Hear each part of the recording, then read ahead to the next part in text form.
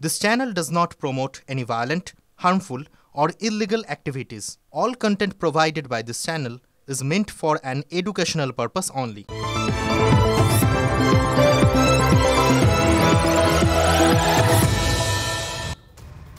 দেখছেন টিভি9 বাংলা, রয়েছি আমি শুভজিৎ মিত্র।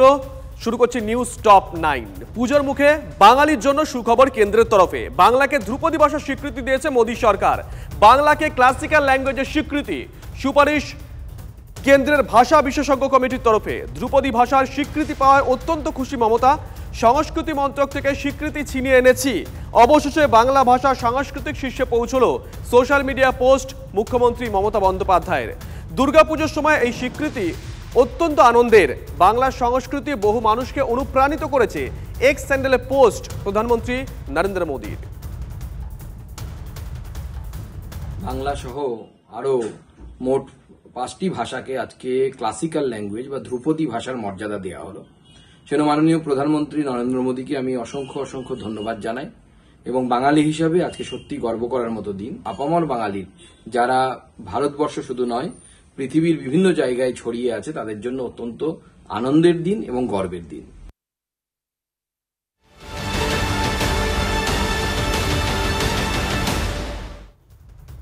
আর এই মুহূর্তের বড় খবরের দিকে নজর রাখতেই হচ্ছে। আরজিকর কাণ্ডে সিবিআইয়ের হাতে গ্রেপ্তার আরো এক। আর্থিক দুর্নীতি মামলায় সন্দীপ ঘনিষ্ঠ আশিস পান্ডে গ্রেপ্তার। বড় খবর আজকের।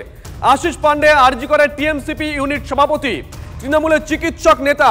আশিসের বিরুদ্ধে হুমকি এবং একাধিক দুর্নীতির অভিযোগ আশিসের বিরুদ্ধে। আরো বিস্তারিত জানবো। সিজার আমাদের সঙ্গে টেলিফোনে রয়েছেন, আমাদের সহকর্মী সিজার।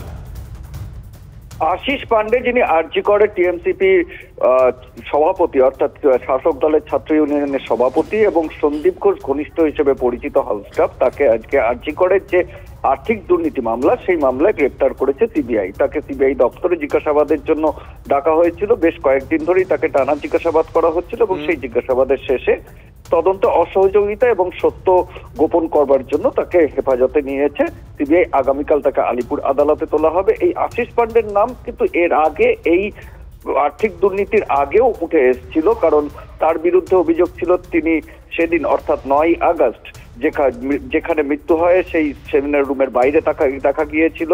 এছাড়াও সেই সূত্র ধরেই খুন এবং ধর্ষণ মামলায় সিবিআই তাকে ডেকেছিল, কারণ 9 তারিখে তিনি কলকাতা সল্টলেকের একটি হোটেলে ছিলেন।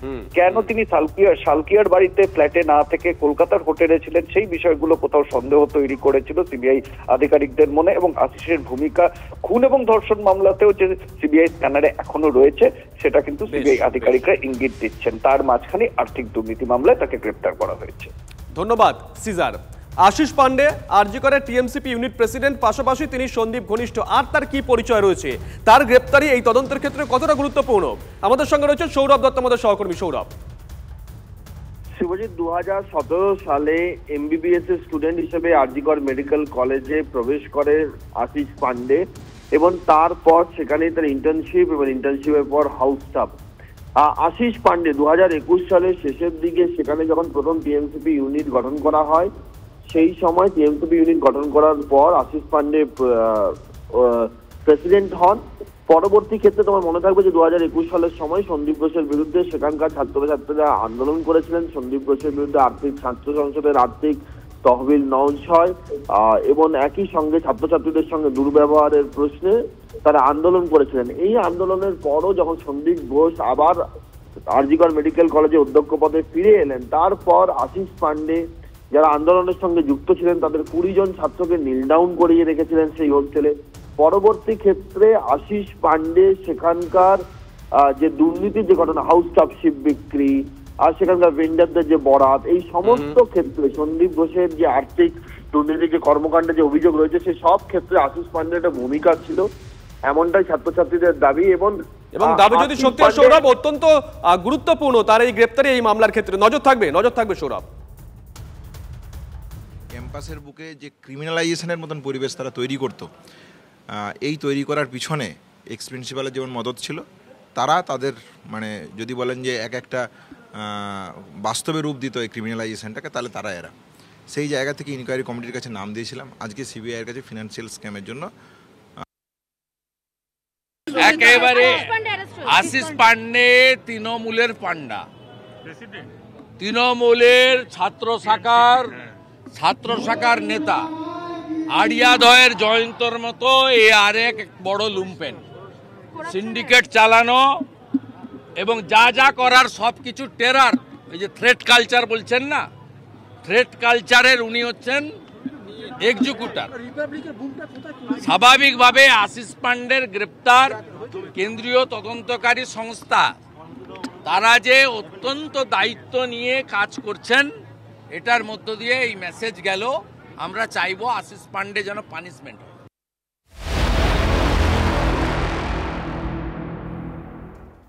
আচ্ছা, পুজোতেও কি পূর্ণ কর্মবিরতি চালিয়ে যাবেন আরজি করে জুনিয়র ডাক্তাররা? আন্দোলনের পরবর্তী রূপরেখা তৈরি করতে আরজি করে কনভেনশন শেষ। সিনিয়র ও জুনিয়র ডাক্তারদের বৈঠক, আন্দোলন চলুক কিন্তু কর্মবিরতি প্রত্যাহার করে কাজে ফেরার পক্ষে আরজি করে বেশিরভাগ সিনিয়র ডাক্তার বলছে সূত্র। কার্ডিওলজি, সার্জারি, স্ত্রীরোগ, শিশুরোগ, ইএনটির বেশিরভাগ সিনিয়র ডাক্তারের মত এমনটাই, একথাই সূত্র বলছে। কর্মবিরতির বিকল্প হিসেবে ধর্ণা মঞ্চ বাধার ভাবনা চিন্তা চলছে বলেও সূত্রের খবর। মঞ্চ তৈরির জন্য জুনিয়র ডাক্তারদের পছন্দ ওয়াই চ্যানেল। ইতিমধ্যেই পুলিশের অনুমতি চাওয়া হয়েছে বলে খবর। আন্দোলনের বিকল্প হিসেবে অনশনের সম্ভাবনাও উড়িয়ে দেওয়া যাচ্ছে না। কোন পথে আন্দোলন? এখন সব নজর জুনিয়র ডাক্তারদের জিবি মিটিংয়ের দিকে। অন্যান্য নানান ফর্মে যে আন্দোলনের ঘটনা প্রবাহ কীভাবে চলা যেতে পারে, সেই নানান ফর্ম নিয়ে আলোচনা হচ্ছে। এই আলোচনার মাধ্যমে যে মুহূর্তে, এই জন্য আমরা আজকে আরজি করের কনভেনশনেও আমরা ডেকেছিলাম আমাদের টিচারদেরকে, ফ্যাকাল্টিদেরকে, সবাইকেই ডেকে তাদের ওপিনিয়ন ও মতামত আমরা নিয়েছি। সেই মতামত থেকে আমার মনে হয় অতি দ্রুত আন্দোলনের বিভিন্ন ফর্ম উঠে আসবে। সেই ফর্ম নিয়ে হয়তো ফার্দার কর্মবিরতি চলবে। আরো একটা বড় খবরের দিকে নজর রাখতেই হচ্ছে। আরজি করে ঘটনার পর জুনিয়র ডাক্তারদের টানা কর্মবিরতির বিরুদ্ধে এবার হাইকোর্টে জনস্বার্থ মামলা। বড় খবর আজকের। একটি স্বেচ্ছাসেবী সংগঠনের তরফে দায়ের করা হয়েছে মামলায়। এই কর্মবিরতিকে বেআইনি আখ্যা দিয়ে এখনই ডাক্তারদের কাজে যোগ দেওয়ার জন্য রাজ্য সরকারকে নির্দেশ দিতে আবেদন। কাল প্রধান বিচারপতির এজলাসে জরুরি ভিত্তিতে মামলা শুনানি।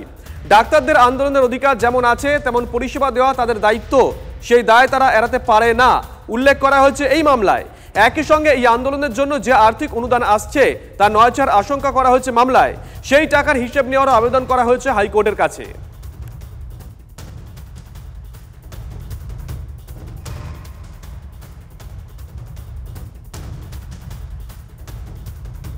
এদিকে জুনিয়র চিকিৎসকদের আন্দোলনের মধ্যে নির্দেশিকা জারি স্বাস্থ্য ভবনের। বন্ডের অন্তর্গত সিনিয়র রেসিডেন্টদের বিরুদ্ধে নিয়ম না মানার অভিযোগ। বন্ড হচ্ছে এক ধরনের চুক্তি। এই চুক্তি অনুযায়ী 3 বছরের সময়কালে তাদের 1 বছর মেডিকেল কলেজ, বাকি 2 বছর জেলা স্তরে কাজ করতে হবে। বন্ড কেউ ছাড়লে স্বাস্থ্য ভবনকে টাকা দিয়ে ছাড়তে হয়। কারা কারা নিয়ম মানছেন না তার তালিকা চাইল স্বাস্থ্য ভবন।